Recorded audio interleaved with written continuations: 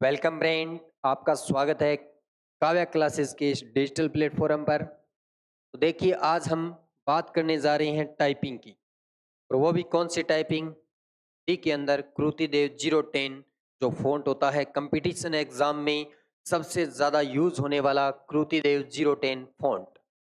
मैं आपको सबसे पहले ये बताना चाहता हूँ कि इस वीडियो के माध्यम से हम वो चीज़ सीखेंगे जो हमें टाइपिंग में पता नहीं होती है, और हम टाइपिंग सीधा बिना एक्सपर्ट के, बिना राय के करने लग जाते हैं। यहाँ पर टाइपिंग की टिप्स है वो आपको एक एक करके बताई जाएगी, समझाई जाएगी। वैसे कोई खास टिप्स नहीं होती है, लेकिन तीन चार चीज़ें हैं वो हमें बेसिक तौर पर ध्यान रखनी होती है, ताकि हम जब भी टाइपिंग करें तो हमारी क्या बननी चाहिए? स्पीड बननी चाहिए। क्या बननी चाहिए? स्पीड। और आप सबको पता है कि कंपटीशन एग्जाम में यहाँ पर मायने रखता है स्पीड। अब स्पीड बनाने से पहले हमारा बेसिक जो होता है वो एकदम हाई होना चाहिए, मतलब बेसिक में जो भी चीज़ें आती हैं उनकी आपको जानकारी होनी चाहिए। तो यहाँ पर हम शुरू करने जा रहे हैं टाइपिंग टिप्स। उससे पहले मैं आपको बता देना चाहता हूँ कि हम इस कोर्स में हिंदी टाइपिंग के जितने भी आपके अक्षर है, कीबोर्ड है, एल्ट कोड है, जितने भी कोड है सारे के सारे सोल्व करने वाले हैं। आज हम चर्चा कर रहे हैं हमारी श्रुतिदेव 010 फ़ॉन्ट के अंदर टिप्स की।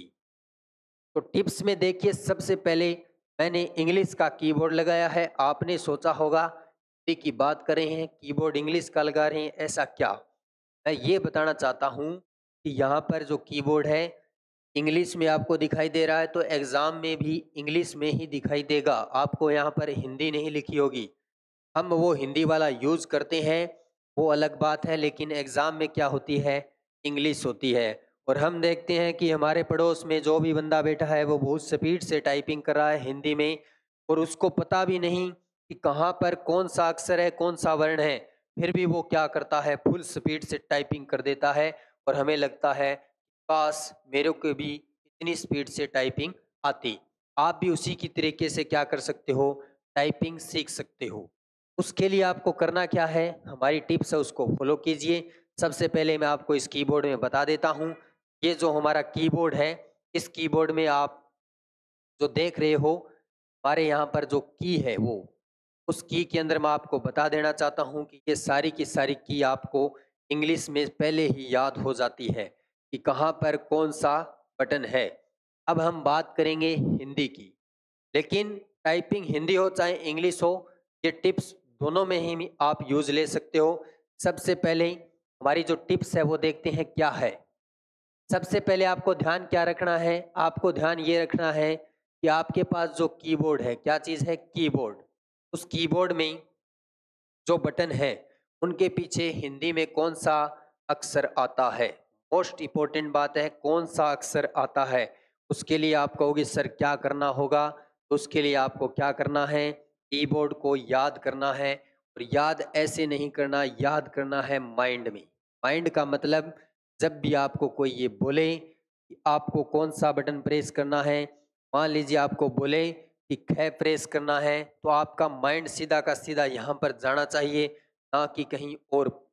जैसे आपको बोल दिया जाए कि जय टाइप करना है, तो आपके माइंड में होना चाहिए कि जय यहाँ पर है, और इंग्लिश में यहाँ पर टी होता है। अगर आपको कोई बोल दे कि मान लीजिए आपको कै टाइप करना है, तो आपको पता होना चाहिए कि एक्स के ऊपर ग होता है। आपको कोई बोल दे कि आपको आ की मात्रा लगानी है, ग टाइप करना है, तो यहाँ पर के होता है। इस तरीके से आपको याद होने चाहिए।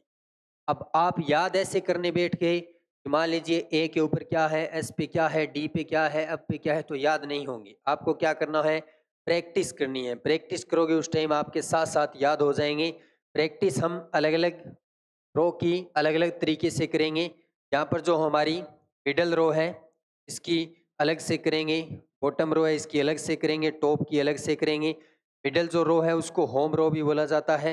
होम रो अगर याद होगी तो बाकी सब याद हो जाएँगी। आगे के वीडियो में हम यही याद करने वाले हैं। मैं आज आपको सिर्फ़ टिप्स बताने आया हूँ। तो आपको सबसे पहले ये कीबोर्ड याद करना है, कीबोर्ड में कौन-सा बटन कहाँ पर है। ये तो हो गई हमारी याद करने की बात। आगे देखते हैं, आगे हमें क्या करना है।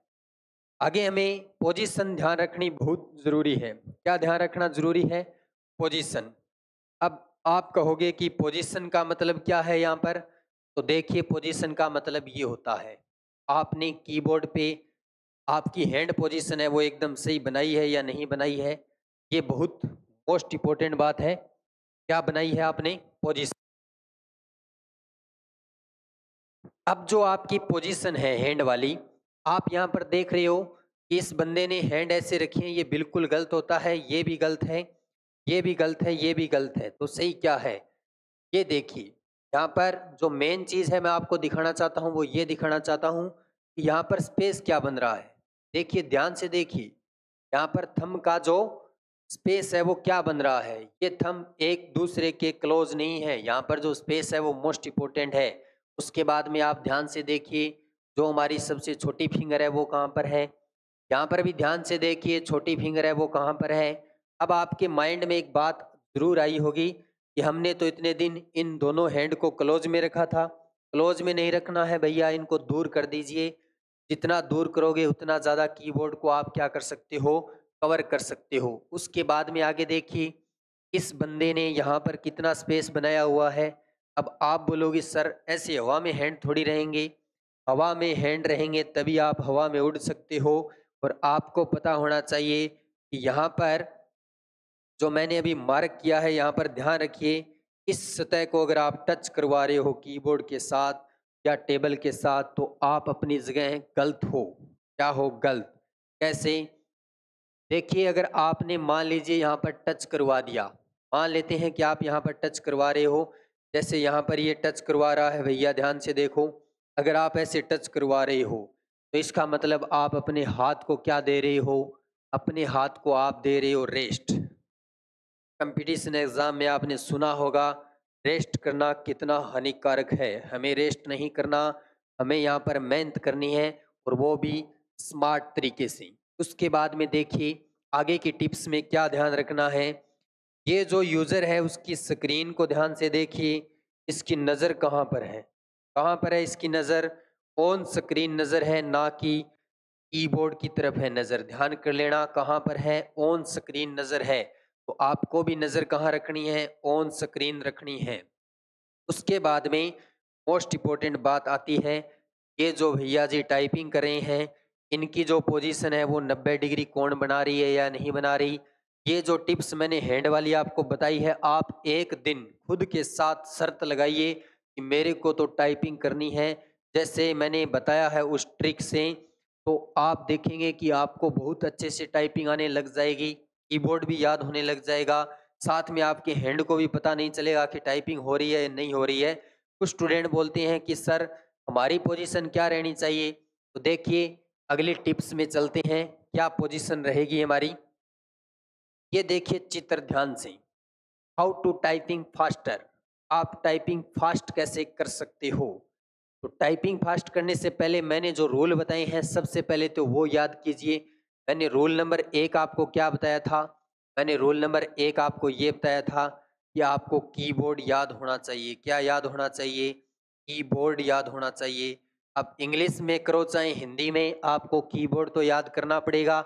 अब कुछ स्टूडेंट बोलते हैं कि सर कीबोर्ड कैसे याद करें? कीबोर्ड का कैसे याद मतलब करने का क्या तरीका है? तो मैं आपको तरीका और बता देता हूँ, अभी देख लीजिए। कीबोर्ड याद करने का तरीका क्या रहता है। कीबोर्ड को याद करने के लिए आपको पहले दिन यहाँ पर ASDF सिखाया जाता है। याद है क्या आपको? इंग्लिश में होम रो में क्या सिखाया जाता है? ASDF सिखाया जाता है ना। उसके बाद में JKL सेमीकोलन भी सिखाया जाता है। हाँ सर सिखाया जाता है। तो दिक्कत कहाँ आती है? दिक्कत आती है सर सारा कीबोर्ड याद नहीं होता। तो सारा कीबोर्ड याद करने के लिए आपको क्या टिप्स बताई है? देखिए आपको प्रत्येक चीज़ की टिप्स पता होनी ज़रूरी है, वो मोस्ट इम्पोर्टेंट है। सारा कीबोर्ड याद करने की टिप्स देखिए मैंने यहाँ पर बता रखी है। आपको करना क्या है? आपको ये ध्यान रखना है कौन सी फिंगर है वो कौन सा बटन प्रेस करेगी। इस तरीके के आप बहुत सारे चित्र है वो क्या कर सकते हो, मार्केट में बहुत सारे चित्र मिल जाएंगे, इंटरनेट पे आप डाउनलोड करो। आपको पता होना चाहिए कि हमारी जो ये फिंगर है, ये जो अनामिका फिंगर इसको बोलते हैं, इस फिंगर से आप कितने कीबोर्ड प्रेस कर सकते हो।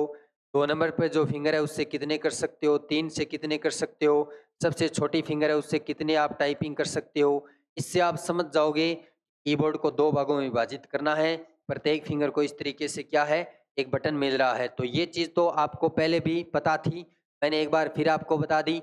अब आपको क्या करना है, हमारी जो पोजीशन थी उस पे चल रहे थे हम, तो हमारी पोजीशन पर दोबारा चलते हैं। यहाँ पर ये जो टिप्स दी हुई है, ये हमारे लिए मोस्ट इम्पोर्टेंट टिप्स है। इसको ध्यान से देखना, चित्र को आपको क्या बता रखा है। यहाँ पर आपको बहुत सारी चीज़ें हैं वो बहुत अच्छे से समझा रखी है। यहाँ पर आपको करना क्या है, सबसे पहले आपको ये ध्यान रखना है कि जो बंदा है टाइपिंग कर रहा है वो पोजीशन क्या ले रखी है उसने। पहले तो इसके ये पोजीशन देखिए आप, चेयर पर पोजीशन क्या है।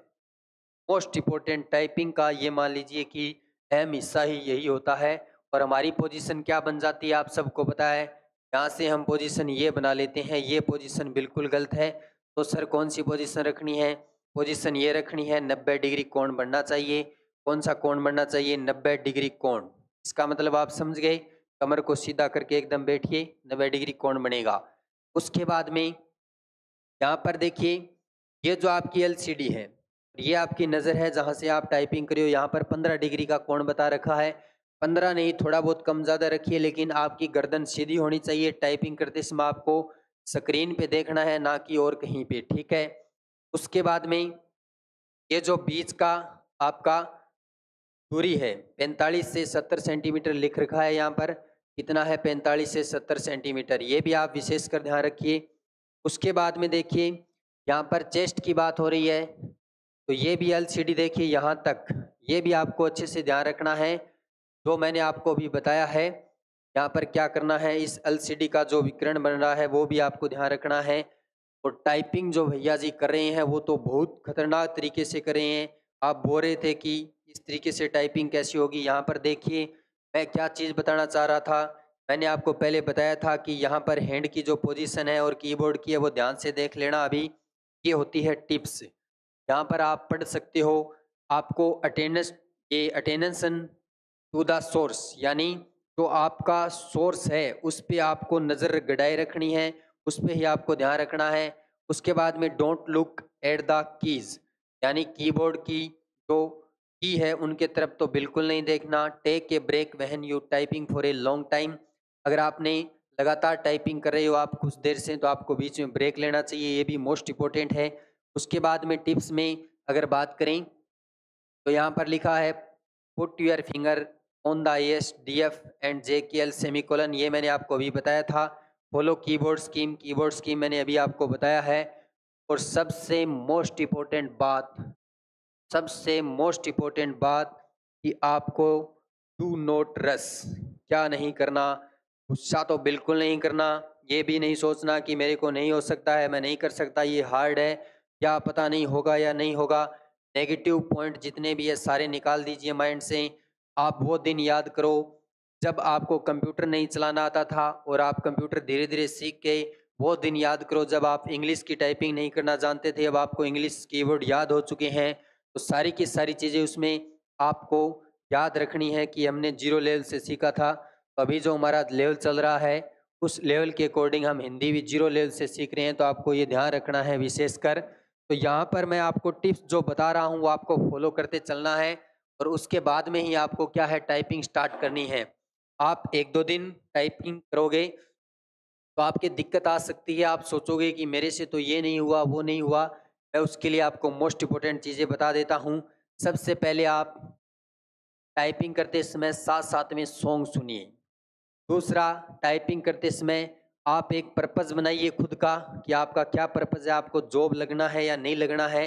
अगर आपको ऐसे ही टाइपिंग सीखनी है कि मेरे को तो कोई मतलब नहीं है जॉब से, तो फिर फ़ायदा क्या है? ये चीज़ें आपको हेल्प करती है।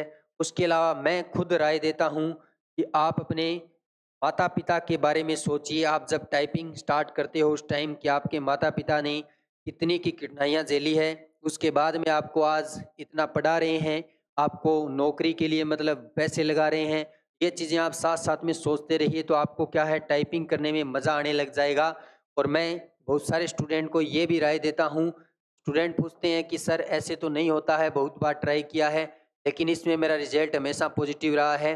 जो स्टूडेंट क्या करता है, साथ साथ में सॉन्ग टाइपिंग करता है या सॉन्ग सुनते हुए टाइपिंग करता है, उसका रिजल्ट हमेशा पॉजिटिव आता है। तो आपको ध्यान रखना है कि इस तरीके से आप टाइपिंग कर सकते हो। और खुद से अगर आप हार मान रहे हो तो आपने ये भी क्वेश्चन माइंड में चलता रहना चाहिए कि आपने टाइपिंग शुरू क्यों की थी? आपने शुरू क्यों की थी? ये सोचिए क्यों की? अगर आपको टाइपिंग नहीं करना तो शुरू क्यों की थी? ये भी सोचते रहिए। और एक दिन ऐसा आएगा कि आपके बीच वाली जो हमारी रो है, होम रो, वो याद हो जाएगी और अचानक से मिडल यानी होम रो है, याद होने के बाद बॉटम और टॉप वाली भी याद हो जाएगी। तो इस तरीके से आप आगे बढ़ जाओगे। मैं फिर आपको इसी टिप्स को देके एएसडीएफ यानी हमारी जो मिडल रो है उससे संबंधित हम एक वीडियो स्पेशल आपके लिए लेके आ रहे हैं। उसके लिए आपको करना क्या है, हमारे इस पेज को आप फॉलो कर लीजिए और आपको हमारे द्वारा बताए गए ये जो टिप्स हैं वो कैसे लगे हैं वो आप कमेंट बॉक्स में ज़रूर बताइए। और साथ में आपसे मेरा ये निवेदन रहेगा कि आगे के जो कीबोर्ड के अंदर जो रो है, जो बटन है, चाहे वो इंग्लिश में हो चाहे वो हिंदी में हो, उनको सीखने के लिए आपको क्या करना है, आपको ये हमारा जो कोर्स है इसको आपको परचेज करना होगा। हम यहाँ पर आपको डे बाय डे टाइपिंग करना सिखाएंगे। प्रत्येक वीडियो में कुछ नया लेके आएंगे ताकि आप ज़्यादा से ज़्यादा प्रैक्टिस कर सको। तब तक के लिए आपको यहाँ पर प्रैक्टिस करने की टिप्स है वो याद करनी है, कीबोर्ड को याद करना है। फिर मिलते हैं एक नए वीडियो में। तब तक के लिए जय हिंद, जय भारत।